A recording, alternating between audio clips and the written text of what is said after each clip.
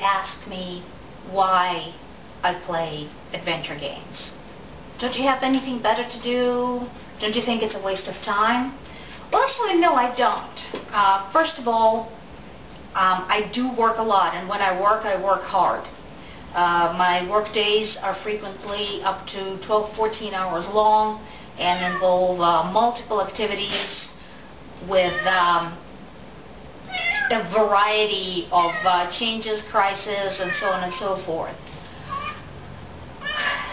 That said, by the end of the day, my brain is pretty tired. Hi, Isaac.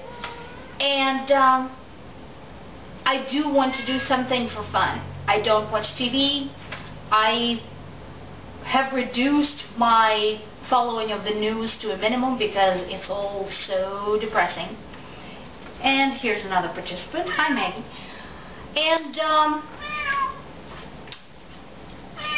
so I don't really do much out of that outside of work. I exercise and I watch DVDs, like stuff we get from Netflix.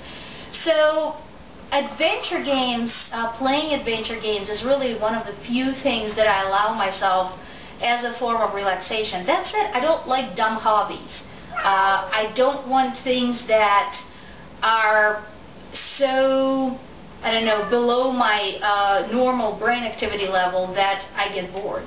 Which is why I pick that particular kind of game and not, for example, shoot 'em up and run games.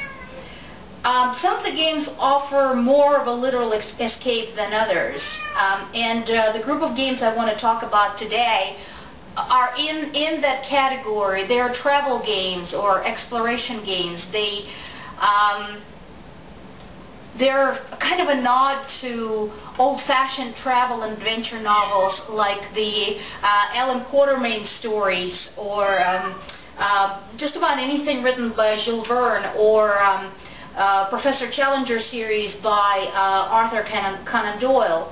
They go somewhere, sometimes to uncover a mystery, sometimes to investigate a disappearance, or sometimes all of the above. Hide and Secret: The Lost World is a rescue mission. It is a little bit goofy because some of the names of the characters are really kind of funny.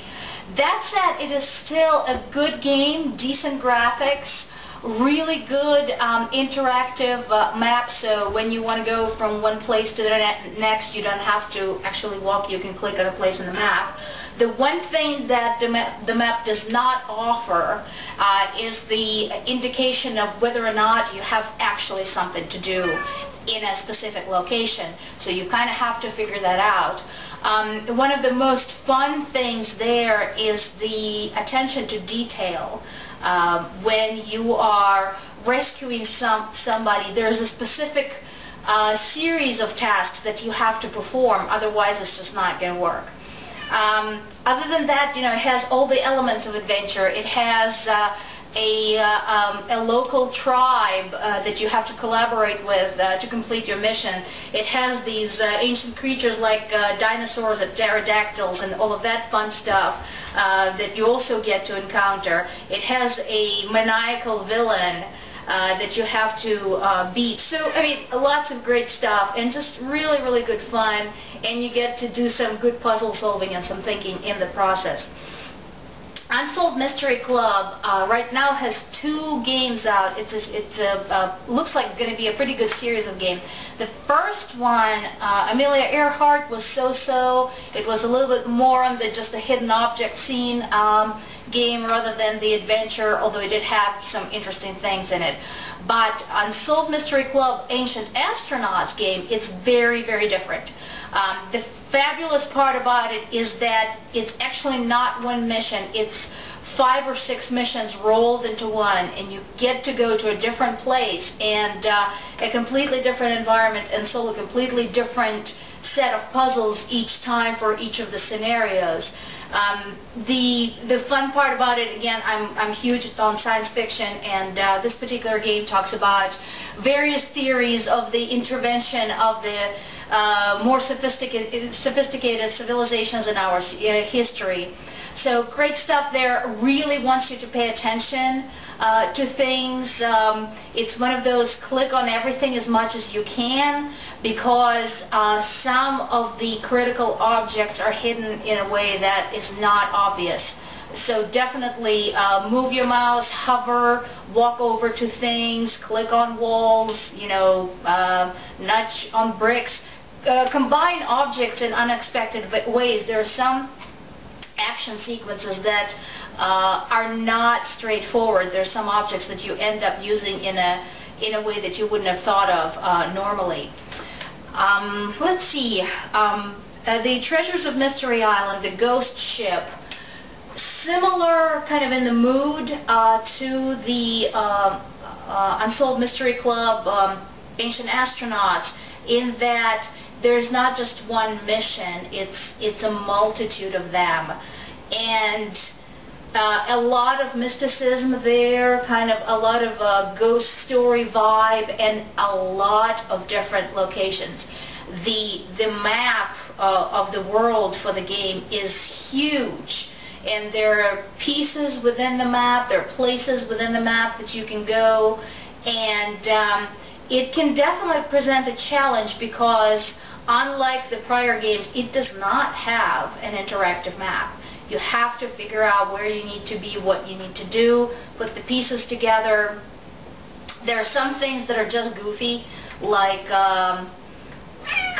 how would you create a red light bulb to develop a photo film if you needed to, or how would you take a specific picture of 3 dressed up monkeys. And then there are some things that are a little bit more complicated than that. So good fun, and it's a good long involved game. It's not a one-day game, definitely.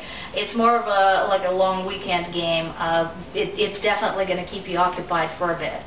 The last but not the least is the Secrets of the Dragon Wheel game, and that is another game from a series, an explorer, Epiphany O'Day, who is a cute little red-haired Irish girl who constantly gets into trouble because she wants to know things other people don't want to tell her. And this one is kind of fun. It's a travel within travel, because she takes on a mission during which she must travel on a train across multiple locations, and there are things for her to do on the train, and there are also things for her to do off the train as she arrives to various destinations. One of the fun parts is how she whittles information out of people, how she interrogates them.